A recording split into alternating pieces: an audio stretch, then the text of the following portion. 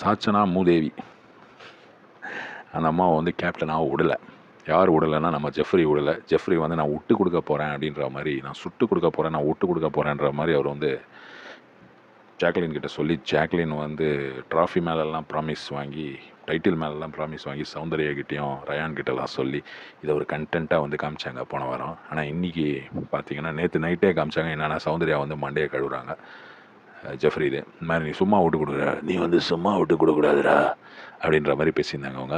அப்படி பேசி மண்டையை கழுவுனதில் அவர் மாறிட்டா மாதிரி காட்டுறாங்க. ஆனால் வந்து அதை பார்க்கும்போது எனக்கு என்னமோ என்ன தோணுதுன்னா, சேதுபதி சார் வந்து இந்த பொண்ணு கேப்டன் ஆகக்கூடாது அப்படின்ற மாதிரி சொல்லிட்டாரோ, அவரால் தாங்க முடியல போகுது. இது கூட ஏன் நடித்தேன் அப்படின்ற வரைக்கும் அவருக்கு தோணியிருக்கோன்ற மாதிரி வெளியில் பல டாக் ஓடி நிற்குது. ஆனால் அந்த டாக்கெல்லாம் இவங்கக்கிட்ட கேட்டால் என்ன சொல்லுவாங்க, அதெல்லாம் பல டாக்ஸ் அப்படின்றவாங்க. ஆனால் அதெல்லாம் எனக்கு என்னமோ தோணலை. ரொம்ப தப்பாக தான் போயின்னு இருக்குது. சாச்சனா அப்படின்ட்டு போனார், தப்பாக இருக்குது சாச்சனா அப்படின்ட்டு போனார். ஓரளவுக்கு வந்து அவர் கொஞ்சம் வெளியே வந்திருக்காரு அவருடைய ஷெல்லை விட்டு. அவர் ரொம்ப சட்டிலாக இருந்தார்ல, இப்போ வந்து கொஞ்சம் ஏதோ கேள்வி கேட்குற மாதிரி இருக்குது அப்படின்ற மாதிரி தோணுது. பார்க்கலாம் அடுத்த வாரம் வந்து என்ன நடக்குது, இந்த வாரம் என்ன நடந்தால் அடுத்த வீக்கெண்டில் வந்து என்ன பிளாஸ்ட் பண்ணுறாருன்னு பார்க்கலாம். ஆனால் சாச்சனாவை கேப்டன் ஆக்காமல் இருந்தது ரொம்ப நல்லது. 90% ஆஃப் த பீப்புள் என்ன சொல்லுவாங்கன்னா, ரொம்ப நல்லதுப்பா, ரொம்ப சந்தோஷம் அப்படின்னு தான் சொல்லுவாள், அப்படின்னு தான் சொல்லுவாங்கன்னு. ஆனால் இவள் மட்டும் கேப்டன் ஆயிருந்தானா என்ன ஆட்டண்டா ஆடியிருப்பா இவன்.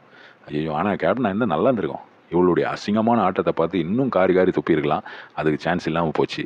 எப்படியும் பார்க்கலாம் இந்த வாரம் என்ன நடக்குதுன்றது. ரொம்ப சிம்பிளாக இருந்தது அந்த டாஸ்க்கான, வித்தியாசமாக இருந்தது. நம்பர் பிளேட்டுங்களை வந்து காமிப்பார் இதில் டிவியில் ஸ்க்ரீனில் ஆக்டிவிட்டி அந்த ரூம்குள்ளே கீழே கிடக்குது நம்பர் பிளேட்டுங்க, அதில் தேடி எடுக்கணும். 2 நம்பர் பிளேட் வந்து அப்படி புடிங்கின்னு வந்தார் நம்ம ஜெஃப்பு.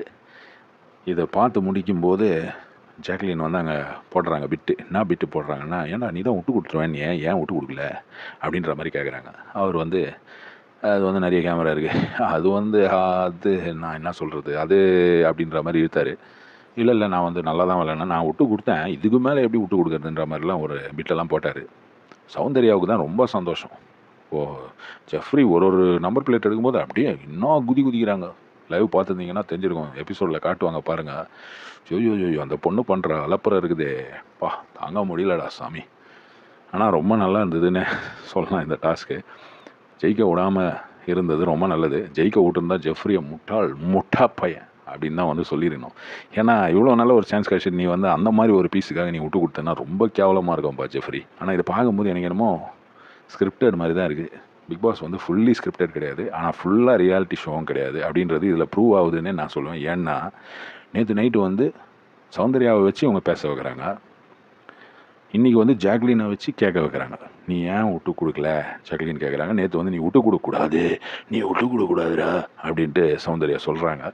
சொல்லி இதெல்லாம் பண்ணி எப்படியோ வந்து ஜெஃப்ரி சௌந்தர்யா பேச்சை கேட்டு அவர் நல்லா விளையாடி அவர் ஜெயிச்சிட்டாரு. ரியாலிட்டியாக இருந்தாலும் ரியாலிட்டி இல்லைனாலும், ஸ்கிரிப்டடாக இருந்தாலும் இல்லைனாலும் ஓரளவு பார்க்குறதுக்கு ஏதோ நல்லா தான் போயின்னு இருக்கு. இப்போது இதே மாதிரி போங்கடா. இன்னும் கொஞ்சம் திட்ட வேண்டிய இடத்துலலாம் சேதுபதி சார் இன்னும் கொஞ்சம் நல்லா திட்டினாருன்னா ரொம்ப நல்லா இருக்கும். ஆமாம்ல.